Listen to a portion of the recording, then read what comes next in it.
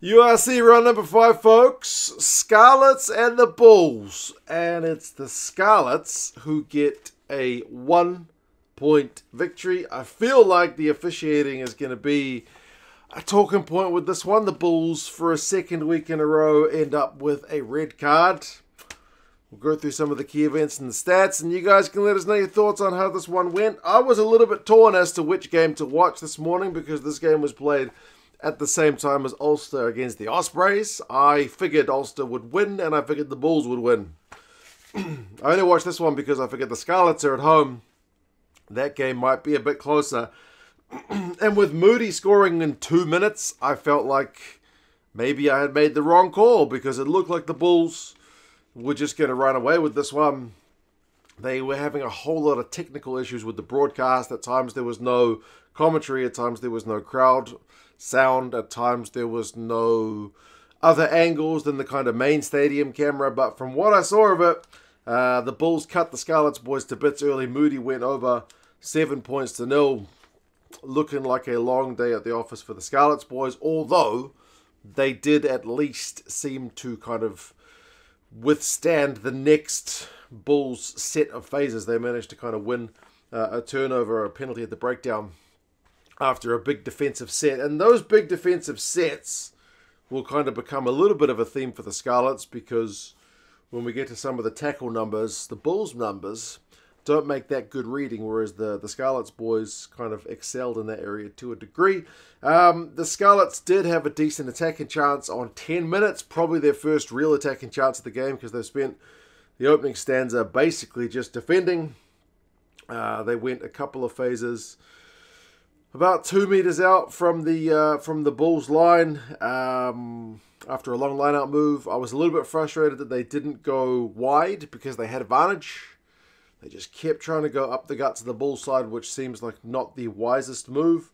But when they blew it back for the penalty, they opted for a 5-meter tap, and that man McLeod was able to go over. Third phase kind of turns his body around in the tackle, so justifies going up the guts, because apparently you can score that way against the Bulls. It just felt to me like when you got advantage, you might as well just spin it. But anyway, they got the try in the end, so 7 points apiece. Properly game on. A few minutes later, they did have to check a tackle from McLeod on the head of Bulls scrum half Zach Berger. That one gets TMO'd, and it doesn't get carded, it just gets penalty only, which seemed like could have been a card, but my guessing, it's kind of a flip of a coin sometimes as to what the official's going to do, has been well off in recent weeks, and this game is no exception. So yeah, no card, just a penalty. It's unusual that you see a TMO call just get a penalty, but anyway, it happens. And the Bulls, with that advantage of the penalty, punished immediately. They drew the Scarlets defense all onto the open side. Zach Berger, who's just had the hit to the head, still has the awareness to see the big space on the blind side. He snipes and he goes over for a try. Missed conversion, but 12 points to 7. Again, the Bulls are certainly looking pretty sharp. And then more TMO. TMO, if he's getting paid by engagements, in terms of interactions, was making some coin today. 29 minutes, Moody close to the line for the Bulls. Again, after a whole heap of phases. Seems to knock it on. Curtly Aronsa is able to dot the ball over the line, but they need to check, did Moody knock it on when he went too close to the line, and they rule no, it goes backwards. Initially, when you ever see the ball bobble out like that, you just assume it's a knock on, but I think genuinely it does seem to not travel forward, so try time for the Bulls. 19 points to 7 is looking back to what I thought pre-match about, well, the Bulls are just going to win this one. And, I mean, they dominated the possession and territory, especially in that first half. And to be fair, that try through Aronsa basically comes from an unforced error from the Scarlets just dropping a kick. So, at times, not helping their cause when the Bulls are already hogging the ball, and then you go ahead and drop a straightforward kick. Not helping. But, yeah, 19-7.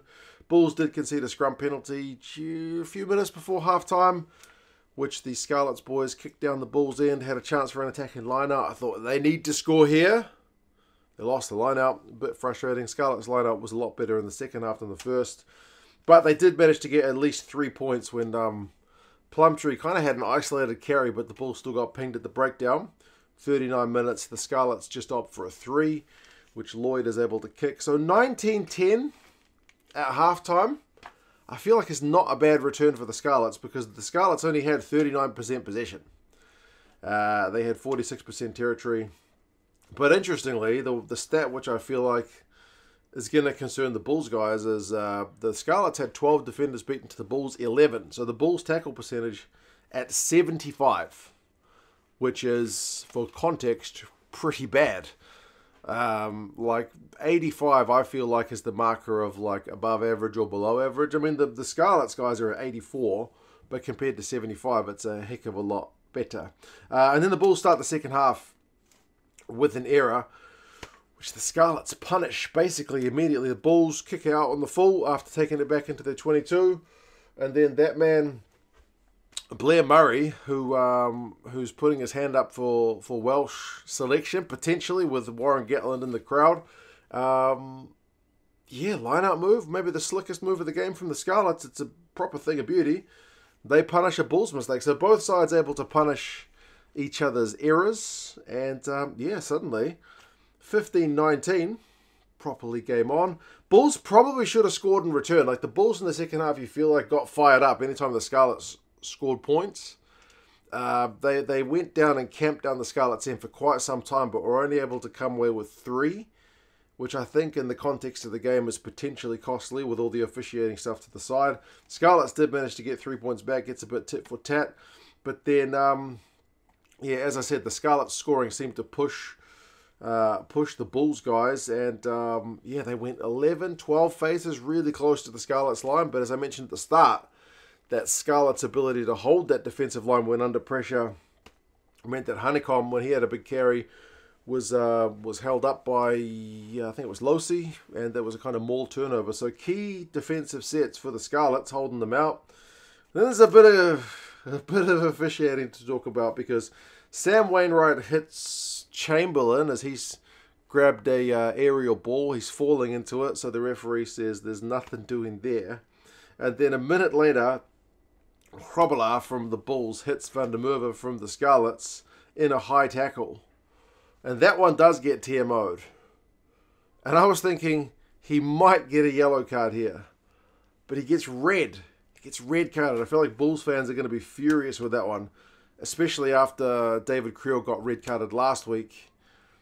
That one I thought looked worse than this one. But that one got rescinded and this one gets carded. I don't know. I didn't think this one was going to be red. But it gets red, high tackle. So the Bulls once again down to 14 men, having to hold on to a lead.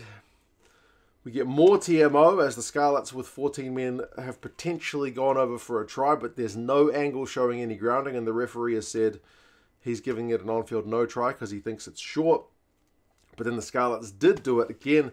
A load of phases up the guts. I was getting really frustrated. I guess there's a forward off, so why not go up the guts? But I wanted them to spin it. Eventually they did. Costello, wide ball to Rogers. He steps Aronsa. He steps Moody. Goes over for the try. That one is a proper peach of a try. Missed conversion leaves it within a striking distance of a kick for the Bulls. But 23-22. Scarlets in the lead. Both sides make errors in the final few minutes. Like the Scarlets, at one point when the Bulls put up a kick, Scarlets just like left it. Yours, mine, nobody's. Ends up going into touch. Bulls end up kicking a ball long later on. It just rolls dead. So it kills the Bulls in terms of the territory, and then scrum penalty at the death. Biggest cheer of the game. The Scarlets win it. Certainly an upset win. Certainly going to be a controversial one with the red card. I mean, the Scarlets fans might be unhappy with the Aronsa try from a knock-on, but as I said, it did kind of look to go backwards. They had a try of their own, not given because there was no camera angle that showed it. Reaction from the players thought it might have been a try. I don't know. There's going to be a lot of kind of talking points for this one. But yeah, ultimately, when you look at what you can control, Bulls finish with a tackling percentage of 76%, which ain't going to win that many games. Whereas the Scarlets, 87. 87. Like, I feel like if you get towards 90, you're getting towards test match level. that's cracking stuff. If you're in the 70s, you're below Super Rugby level. So I always just say Super Rugby because it's got a reputation for being defensively not that sound. But defenders beaten 22-18 to the Scarlets. Clean breaks 4-3 to the Scarlets. Turnovers 1-6-3 to the Scarlets. So they had some numbers in the right areas, man, despite the fact the Bulls finished with more possession, 52%. Although second half, the Scarlets actually had more possession, 56% to 44%. The Bulls still dominated the territory, 55-45 over the course of the game. Individuals, Blair Murray, 71 metres, 4 defenders beaten. Tom Rogers beats 5 defenders. Plumtree, man of the match, 20 tackles from him. Corbus Visa, 66 metres. Hanekom had 62. Both of them made 14 carries, so kind of busy efforts from them. But yeah, interesting game. I didn't see the Scarlets getting a win, but that's 2 weeks in a row that they've got wins. And they've got Zebre next, so the Scarlets could well go 3 wins on the bounce. When was the last time they did that? I feel like it's been a while. The Bulls are away to Benetton, so their road trip continues. You guys let us know your thoughts on the game. Subscribe to the channel if you haven't done so already. More URC stuff coming your way. Take care, and I'll talk to you guys again soon. See you later.